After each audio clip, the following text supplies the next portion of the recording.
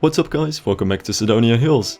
In this video I'll work on the beginnings of the Japanese area in the park, for which I'll make a pretty big B&M invert, which is gonna be, sort of the main attraction of this section of the park. And because of that, I really wanted to make sure that I got this right, since much of the rest of the layouts of this section is gonna be more or less loosely based around the layouts for this coaster.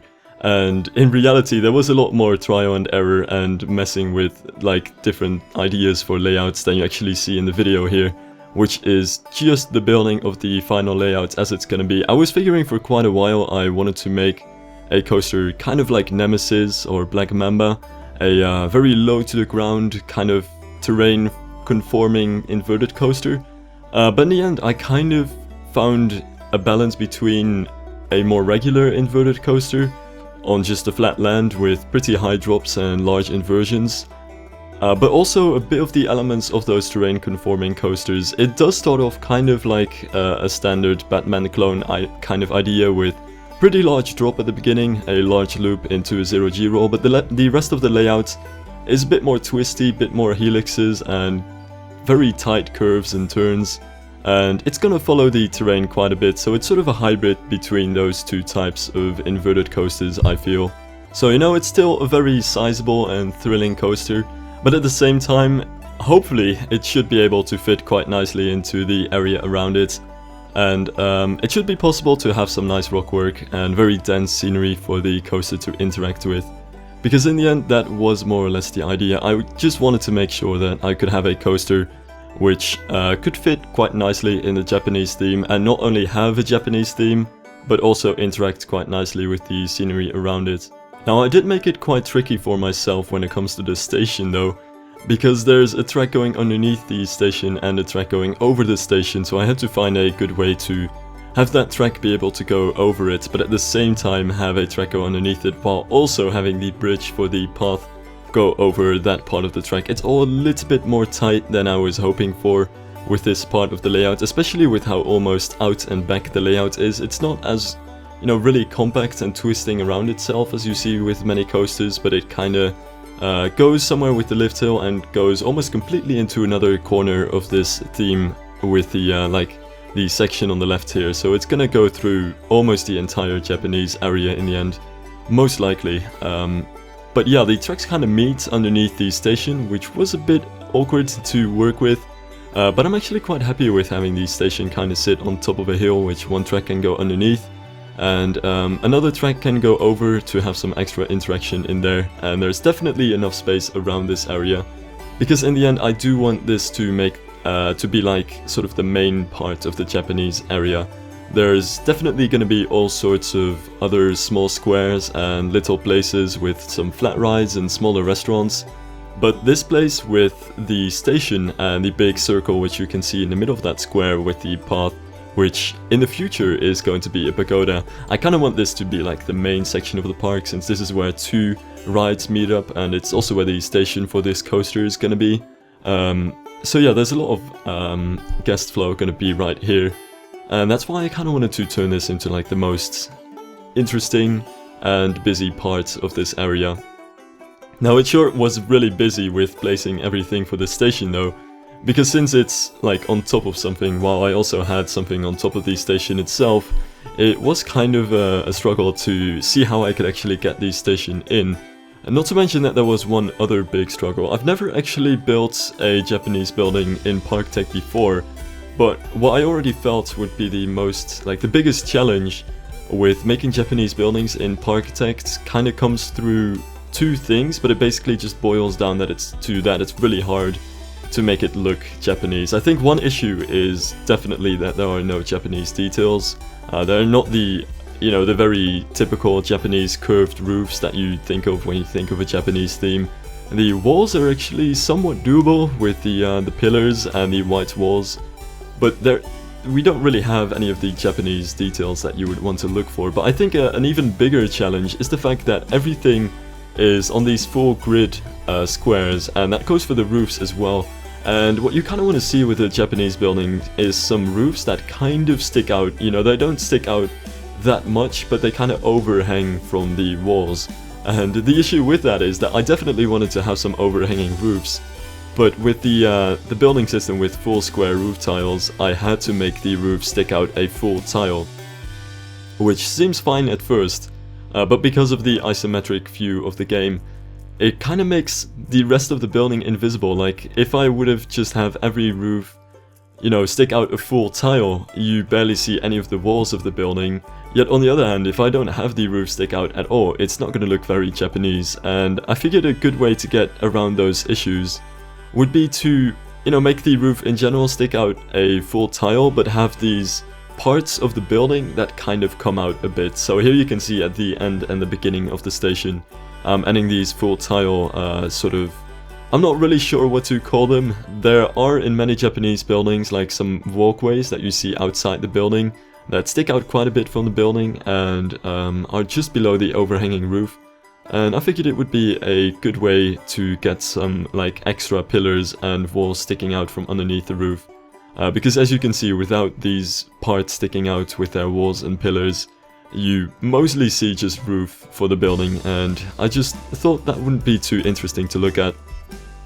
And yeah, I figured this was just a good way to get around making these buildings look Japanese without having, you know, to use any Japanese details, which we don't have. There are definitely some great mods for it, but since I'm playing this on vanilla, I just more or less had to mess with the composition of the buildings to make this work, which adds a bit of an extra challenge to it as well, because I already think one of the most important things to Japanese buildings is not just to get Japanese details in, but it's definitely to get a Japanese sort of construction composition of the building itself. What I very often see as like a major pitfall to making Japanese buildings is people using Japanese walls and roof types, but not a general Japanese composition of buildings. And Japanese buildings are laid out very differently than Western buildings. I think, you know, a lot more horizontally, a lot more rectangular and symmetrical.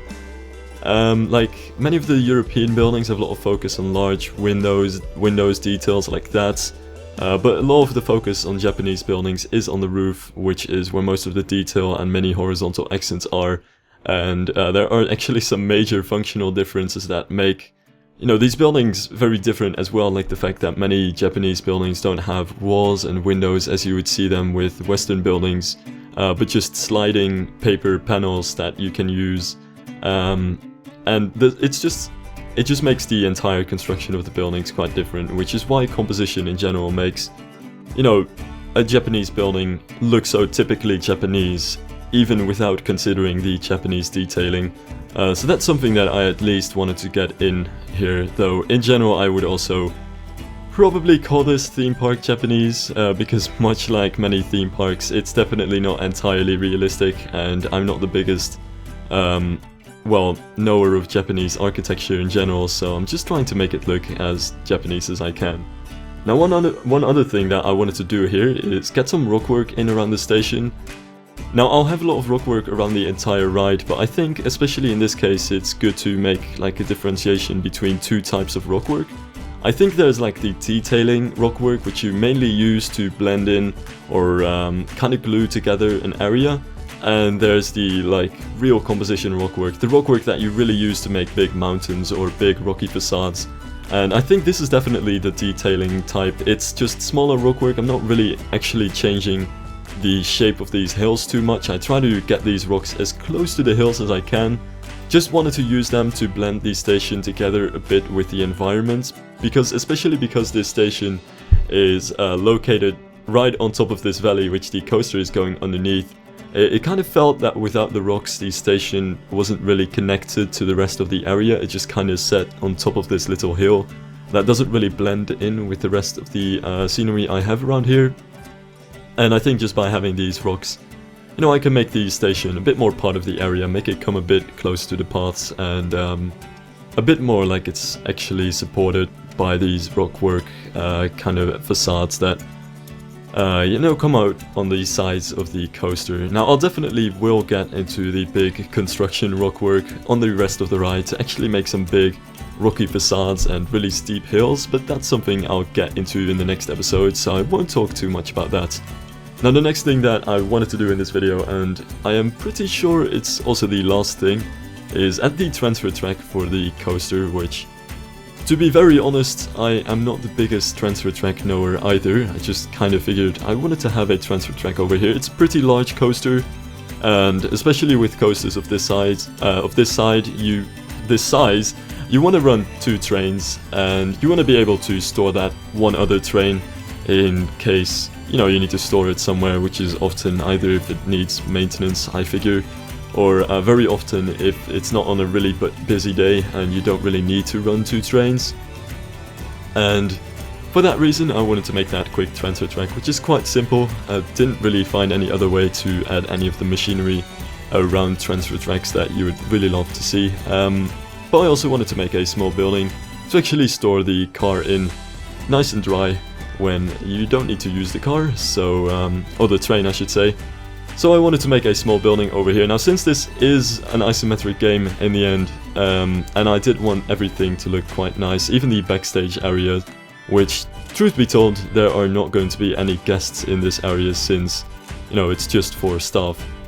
But I did want to still make this building look quite nice and make it fit in with the rest of the theme, and hence why I wanted to turn this into a small, simple Japanese storage building. And the idea is largely the same as the station building. Just a rectangular base with woodwork and some walls, on top of which I wanted to have a square roof. I didn't want one part to kind of stick out throughout, or toward the station, that is, since between the station and the transfer track I wanted to have like one small backstage kind of plaza, which I won't turn into a mess. Like, realistically it would probably just be used for storage and be riddled with garbage and containers and whatnot. But just for this case, I wanted to realistically have that bit of backstage area, but not make it, you know, too big. Just kind of have it there in terms of, you know, the layout of the park and wanting it there for realism purposes. But there is no way to actually riddle it with any of the things that you would kind of realistically want to see. Besides, I also figured that it would fit in with the general philosophy of the park, which is that I did want to make something which, you know, does come out of a game. It's a bit inspired by the parks in Roller Coaster Tycoon 1 and 2, for instance, but it still has some aspects of realism. So just for the game, since it is an isometric game, I wanted to have, you know, detail and scenery just about everywhere and not go too far with park realism. Like, realistically I would only have to make facades of buildings and put grey boxes behind that, which is also something that I'm avoiding in this case. And I guess the same just goes for backstage areas like this. Want to have them for realism purposes, but since you always have to look at them since there's only an isometric perspective, especially since I'm not using any mods right now, I did at least want to turn this into something that's alright to look at. And besides, I guess there is also the coaster track going over this quite neatly. And I did want to, you know, blend this in with the rest of the coaster quite a bit. It's gonna be a pretty densely themed coaster. I won't have any buildings around it, but it'll make its way through like a forest and through a lot of rock work. Guess that's not entirely densely themed, it's more about the scenery around this coaster. But I did want to make sure that it didn't turn out to be one of the Six Flags empty parking lot kind of coasters idea. This was actually kind of funny for a bit here. I was placing trees in paused mode, and I'll definitely continue to do so for a while, but what they actually do in paused mode for some reason, which is a bug in the current build, at least at the time, is I wanted to, you know, place these trees down, and they always make this bit of a jiggle as you place them, and I guess in paused mode, for a while the gravity just made them completely fall to the ground, which is a little bit awkward, but not too big of an issue. But yeah, for the rest of the scenery over here, just wanted to have a little bit of gardening. On the topic of which, I do want to, you know, have a bit of a custom biome for the Japanese area when you compare it to the rest of the park. Much like in the Alpine area, I wanted to have some extra spruces, and in the Roman area, I wanted to have some extra cypresses. They're technically poplars, but, you know, they kind of count as cypresses there anyway. And in this area, I will try to make the foliage just a little bit more Japanese, just a bit though, and for the rest of the foliage keep it quite similar to the rest of the park. So I do want to use quite a few more of these round bushes, which is a bit of a Japanese garden thing, and maybe some more colored trees, like some red and yellow trees. And that'll be like the general foliage for this part of the park. Anyway, I am running out of time-lapse for this episode, so thank you guys for watching, and I hope to see you guys in the next episode, in which I'll be making a forest, some rock work, and some small restaurants in this area of the park.